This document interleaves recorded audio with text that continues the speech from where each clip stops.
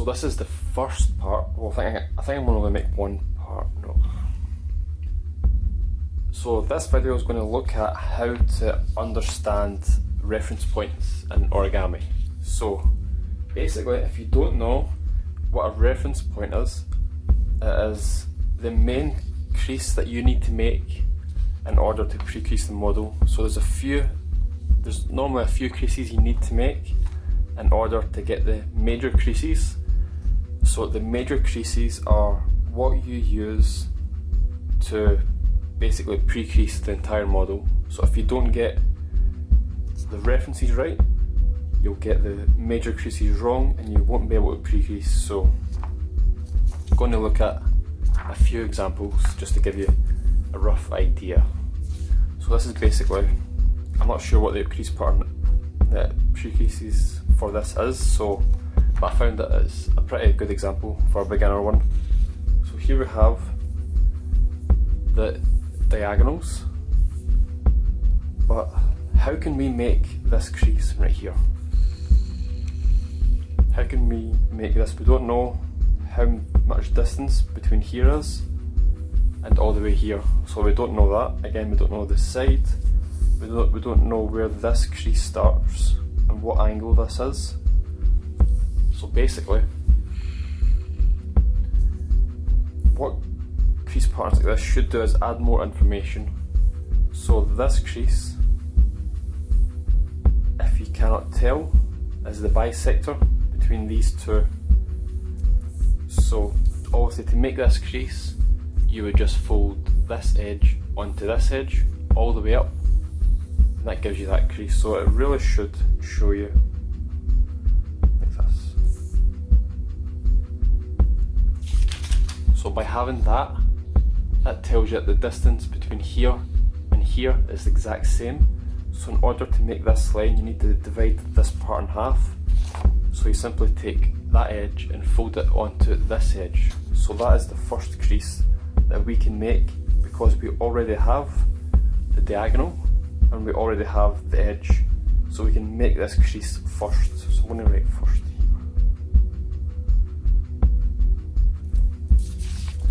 So we make that first.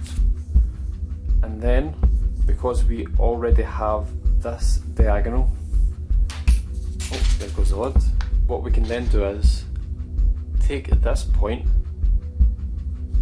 and we can make this diagonal by folding this point down, keeping it on the diagonal and starting the crease from here, and then we get this crease. So basically like that, you fold it down until you get this crease. And then what we can do is the same again here. Now we have this crease, we can take this edge and fold it onto the crease we just made to make again the bisector. Now when you see creases like this, it's basically always the same. It's always bisectors unless it's really awkward angled creases, but 99% of the time is bisectors, so it's the exact same difference. So we've done this crease first. In fact, I'll just draw over it. Oops. And then we've done this second.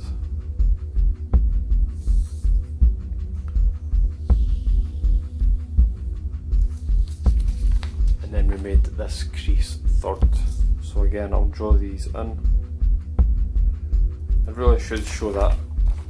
For people that are creating crease patterns, a bit of advice, include all the extra bits that would help pre-crease the model. It will help tremendously for those that are trying to do it.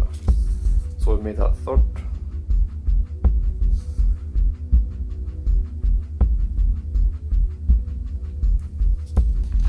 And now, because this is the crucial bit, now we have this wee intersection right here. So this intersection, let me zoom in a wee bit. So this intersection is made up of the diagonal and this bisector. So where that wee X is. So now what we can do is take this edge and fold it over and make a crease starting from this point, and while keeping these edges lined up.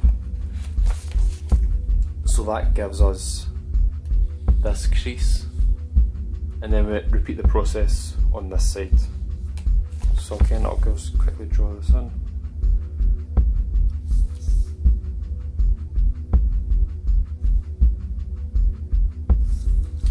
So having wee bits like this tells us that it's a right angle, so it's 90 degrees, so the crease is going to be completely straight from this intersection from this bisector and the diagonal. And then once you have that, so I'll write fourth,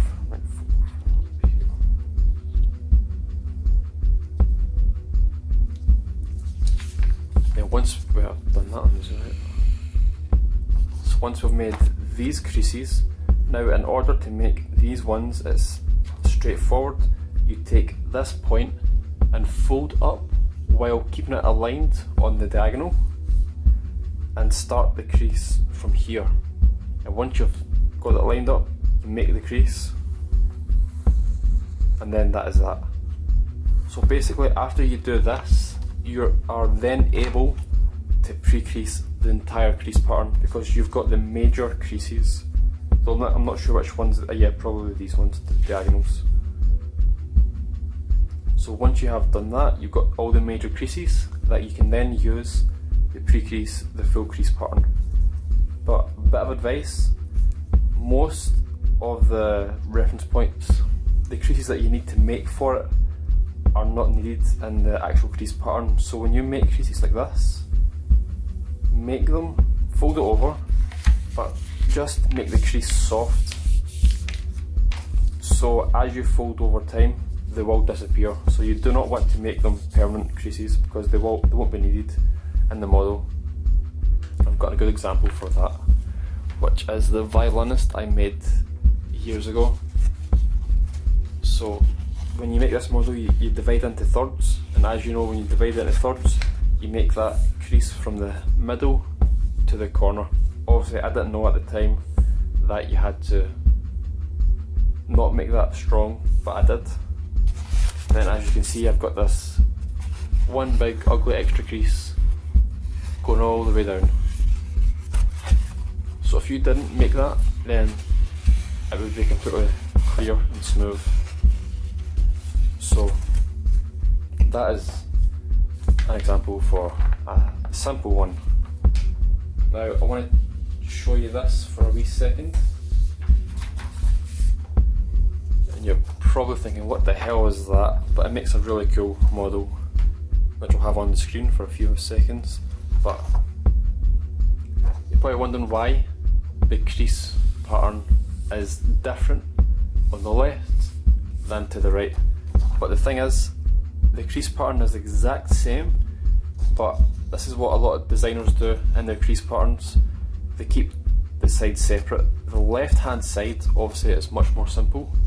That is the base of the crease pattern, so you would collapse the crease pattern from the left side.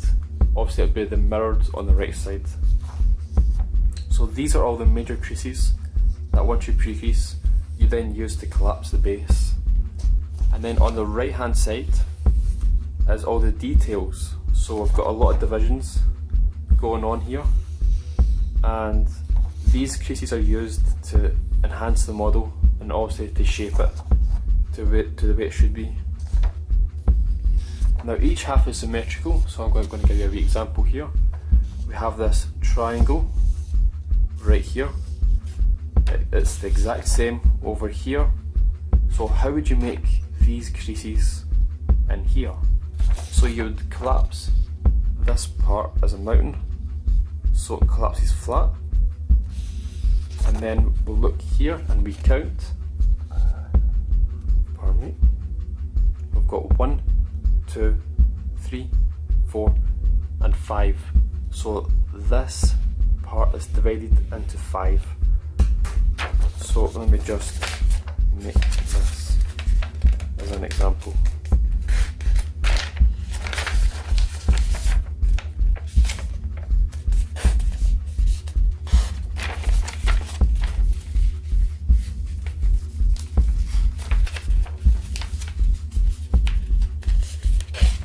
So like that. So you'd collapse it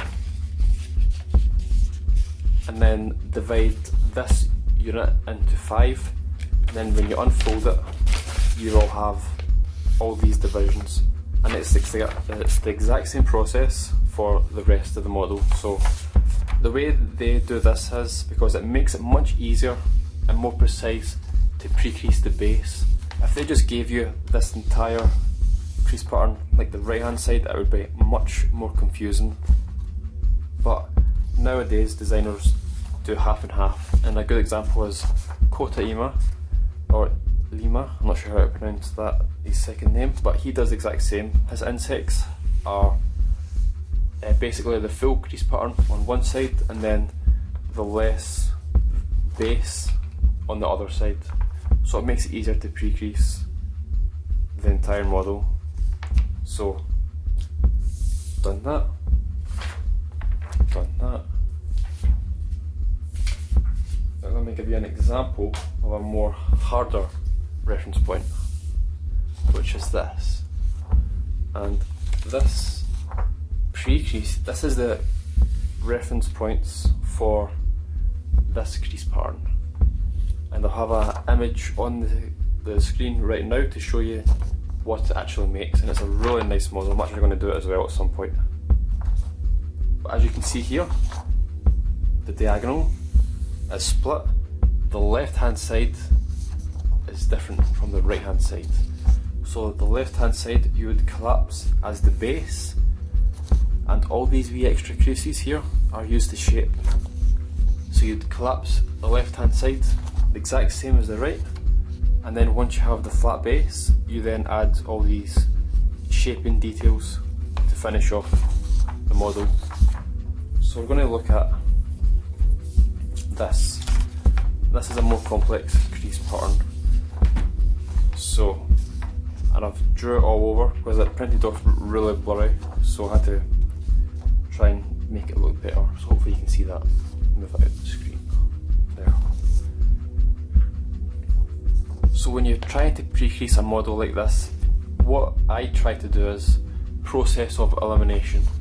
So what creases can I make right from the beginning, which is this crease right here, because we don't know where the crease starts on this side, or this crease, or this crease, or this crease. We don't know where it begins and what angle it is, etc. So what we can do is we have the diagonals, and then if I turn it around this way, we have the bisector, this long crease right here, which is the exact same as the one I just showed. So I'm going to draw extra information.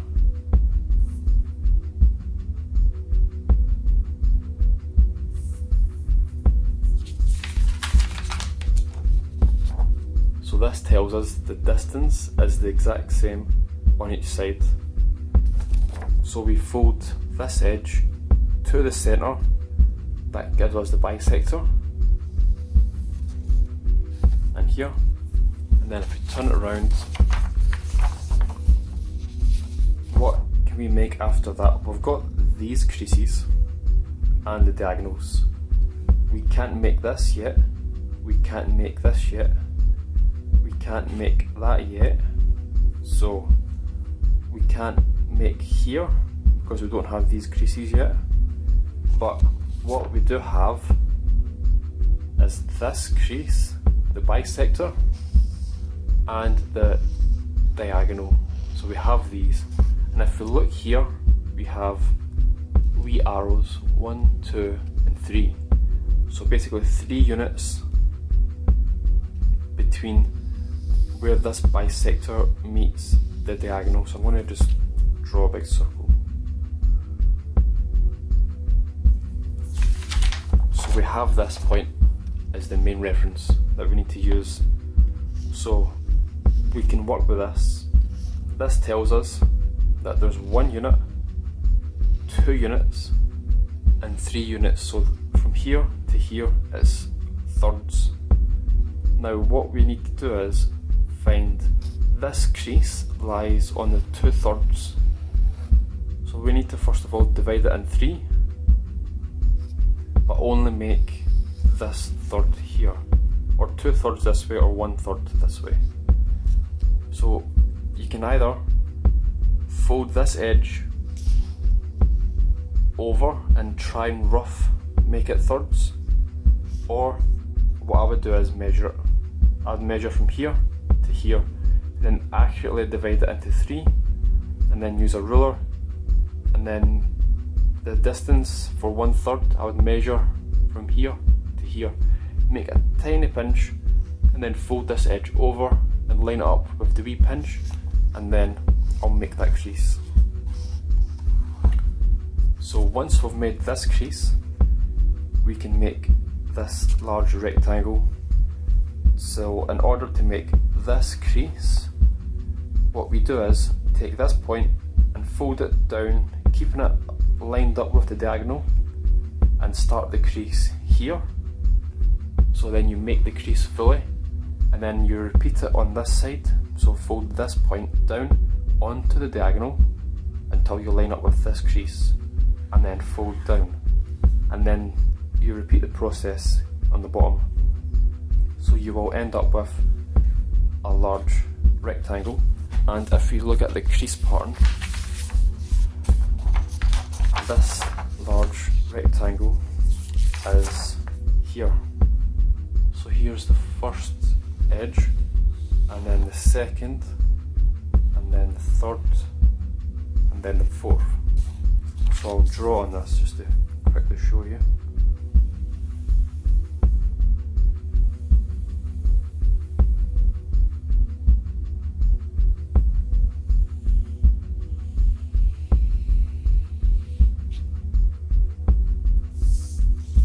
So there we go. So that if you can make that out, hopefully you can make it out. That's the creases we just made, which is here. And then that's basically the major crease that you have. So from this crease you can then pre-crease the entire crease pattern. So let me show you another example.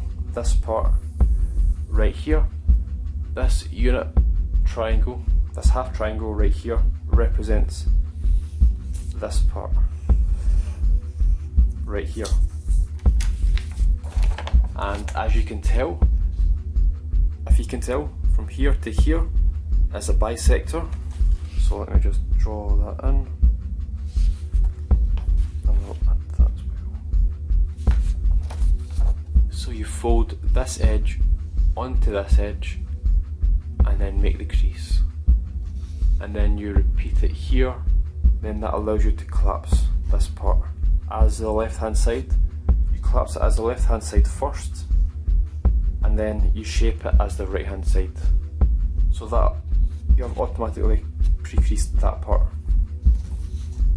And then if we turn it round, so once we've got this square and we've pre-creased that part, then what we can do is simply make the bisector, so the diagonal right here.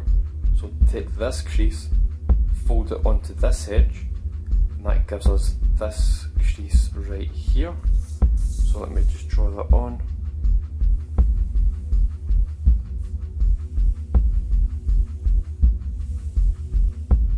It will be something like that. So we have then made this crease, and then from here we can basically make this crease. No, in fact,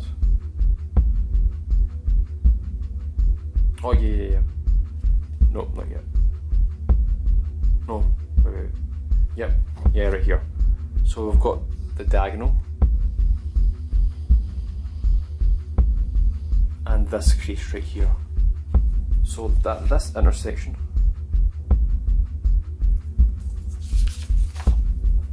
right here, that point is the same as right here. So in order to make this crease, so in order to make this crease, which is this one right here, we simply again do what we did to make these large lines. Take this point, fold it all the way up, line it up with the diagonal, and line up the crease and start it from here, and then fold down.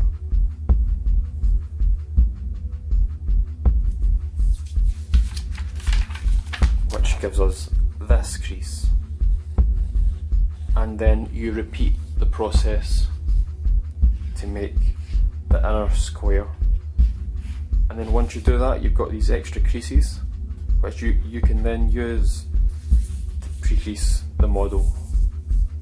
So that is basically it. That is how references work. It's just a matter of figuring it out, because not all the crease patterns give you this detailed of a guide on how to pre-crease using reference points.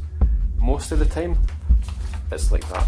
Sadly it's like this, so it's not as detailed, but this is a really good one because it gives you all the major creases. Oh, I forgot to draw this in, this square as well.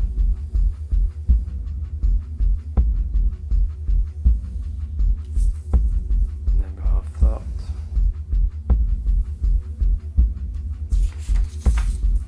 So we have the major creases that we can then use to pre-crease. So let me give you another example right here.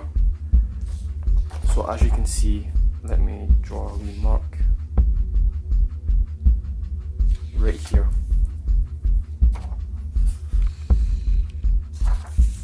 So this intersection is right here.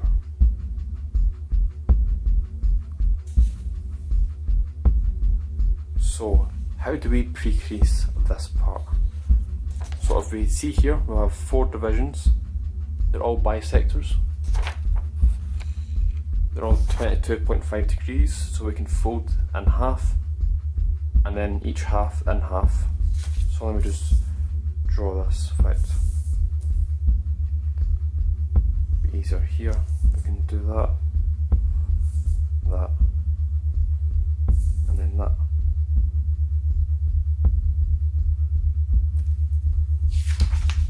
So, like that. How do we make this crease? Simple enough. We take this edge, fold up to this edge, and then make a crease, and where these connect is where this stops. So we've made that.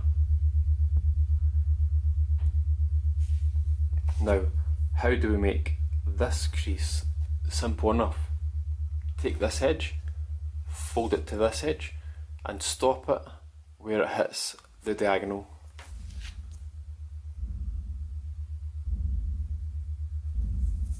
Like that.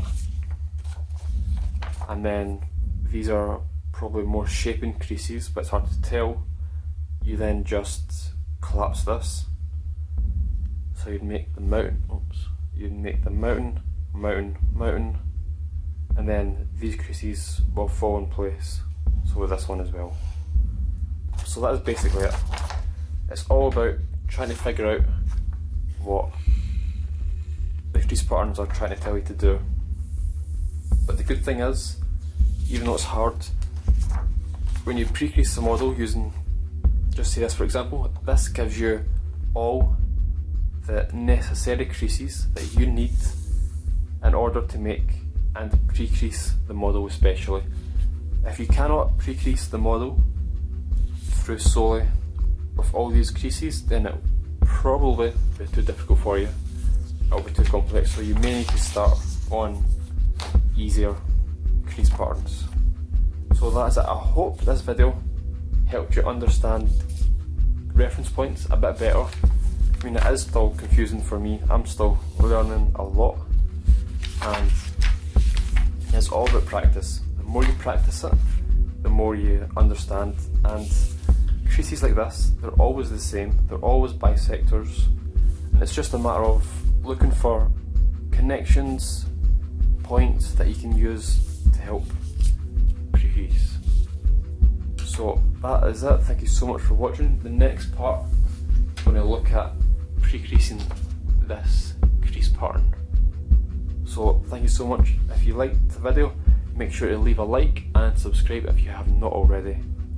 Thank you so much.